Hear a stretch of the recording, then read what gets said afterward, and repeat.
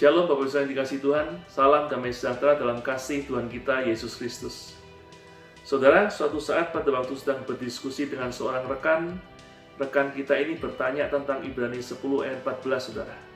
Mengapa tampaknya ayat tersebut bertentangan dengan Ibrani pasal 12 ayat 14?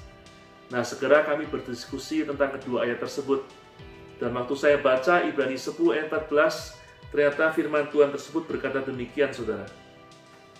Sebab oleh satu korban saja, ia telah menyempurnakan untuk selama-lamanya mereka yang ia kuduskan. Kalau membaca ayat ini, maka rekan kita mengartikan arti ayat ini adalah apabila seseorang sudah dikuduskan, maka selama-lamanya dia akan tetap kudus, saudara. Dan karena itu tampaknya bertentangan dengan Ibrani 12 ayat 14. Mengapa? Karena Ibrani 12 ayat 14 berkata, berusahalah hidup damai dengan semua orang dan kejarlah kekudusan. Sebab tanpa kekudusan tidak seorang pun akan melihat Tuhan. Kalau Ibrani 10 ayat 14 tadi berkata, seseorang sekali dikuduskan akan tetap kudus selama-lamanya.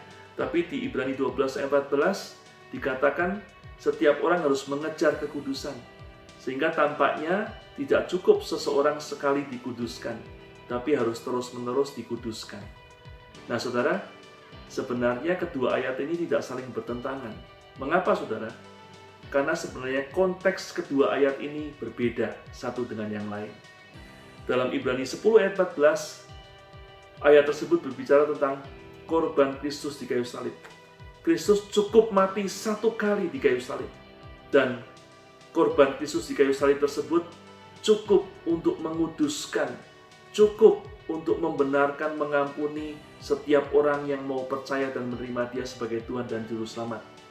Setiap orang dari segala zaman sampai kepada akhir zaman nanti, setiap orang yang mau percaya dan menerima Yesus sebagai Tuhan dan Juru Selamat, maka dia akan dibenarkan, dia akan dikuduskan. Artinya semua dosanya di masa lalu akan diampuni dan dia akan diterima menjadi anak Allah.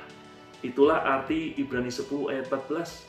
Sedangkan Ibrani 12 ayat 14 berbicara kepada setiap kita, orang yang sudah percaya. Setiap orang yang sudah percaya kepada Tuhan, kalau dia salah, kalau dia berdosa, dan ditegur Tuhan, diperingatkan Tuhan, bahkan mungkin didisiplin oleh Tuhan, maka dia tidak boleh mengeraskan hati. Dia tidak boleh kecewa dan marah kepada Tuhan.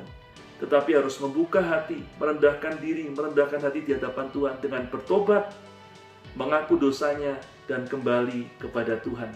Itulah yang dimaksud dengan mengejar kekudusan.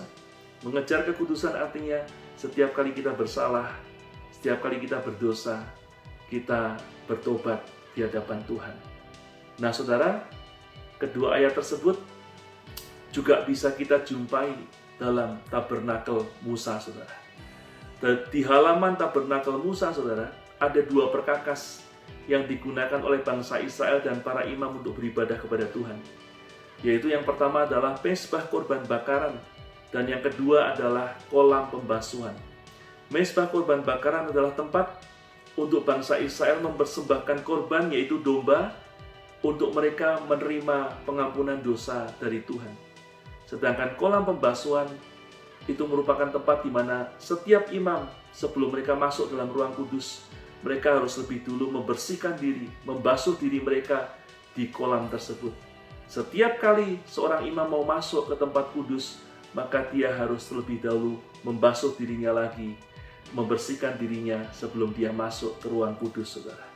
Nah, kedua perkakas itu mengajarkan kepada kita, apabila seseorang mau menerima pengampunan dosa, mau berdamai dengan Tuhan, maka dia harus menerima korban Kristus di kayu salib. Mezbah korban bakaran melambangkan salib, dan domba yang dipersembahkan di atasnya melambangkan Yesus Kristus, anak domba Allah. Waktu seseorang menerima korban Kristus di kayu salib, maka dia akan diampuni, dia akan dibenarkan, dalam arti dia akan diperdamaikan dengan Tuhan. Dia akan diterima menjadi anak Allah. Tetapi tidak cukup sampai di situ. Setelah seseorang menjadi anak Allah, diperdamaikan dengan Tuhan, maka dia harus masuk ke ruang kudus. Dia harus berjumpa dengan Tuhan. Dan kalau dia mau berjumpa dengan Tuhan, kalau dia mau melihat Tuhan, maka dia harus dikuduskan terus-menerus dari semua dosa, kesalahan, dan pelanggarannya. Setiap kali dia berdosa, dia bersalah, maka dia harus bertobat dan dia harus kembali kepada Tuhan. Itulah yang disebut dengan mengejar kekudusan yang dilambangkan oleh para imam sebelum masuk ruang kudus. Mereka harus selalu membasuh diri mereka di kolam pembasuhan. Dan hal ini saudara ditegaskan lagi oleh Tuhan Yesus dalam Yohanes pasal 13 ayat 10. Dalam ayat tersebut Tuhan Yesus berkata demikian saudara. Kata Yesus kepadanya, barang siapa telah mandi, ia tidak usah membasuh diri lagi selain membasuh kakinya, karena ia sudah bersih seluruhnya. Apa artinya ayat ini saudara? Ayat ini mengajarkan kepada kita, apabila seseorang sudah mandi, maka dia tidak perlu mandi lagi. Artinya apa? Seseorang yang sudah menerima Yesus sebagai Tuhan dan Juru Selamat, maka dia sudah dikuduskan, dia sudah diselamatkan. Yang perlu dia lakukan adalah dia harus membasuh kakinya. Artinya apa? Dia harus bertobat dari semua perbuatan-perbuatannya sepanjang kehidupan ini yang salah di hadapan Tuhan. Sehingga dia selalu menerima pengampunan dosa dan dia dikuduskan terus-menerus di hadapan Tuhan. Dan orang-orang seperti ini yang menerima korban Kristus di kayu salib dan yang terus-menerus dikuduskan dari dosa, kesalahan, dan pelanggarannya, maka mereka yang akan berjumpa dengan Tuhan. Mereka yang akan melihat Tuhan. Karena itu saudara, dalam hidup ini, jangan hanya percaya kepada Yesus sebagai Tuhan dan Juru Selamat, tapi kita juga harus selalu hidup dalam pertobatan. Setiap kali kita salah dan berdosa, kita harus kembali kepada Tuhan, bertobat kepada Tuhan, dan minta pengampunan dari Tuhan Yesus Kristus. Dan pasti kita akan berjumpa dengan Tuhan dan kita akan mengalami Tuhan di bumi ini. Nah itu mari saudara satukan hati dalam doa supaya kita hidup dalam ketekunan untuk tetap percaya, mengiring Tuhan, dan percaya pada pengampunannya atas dosa pelanggaran kita. Mari satukan hati dalam berdoa.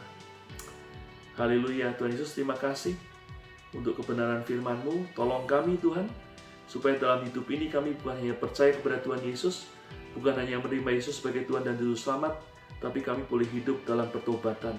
Kami boleh mengejar kekudusan. Setiap kali kami salah, kami berdosa, kami akan datang kepada Tuhan, bertobat, minta ampun atas dosa pelanggaran kami, dan kami minta dikuduskan, disucikan oleh darah Yesus. Supaya setiap saat kami layak di hadapan Tuhan. Terima kasih, dan hari ini hamba-Mu lepaskan berkat buat umat-Mu Tuhan dalam nama Yesus.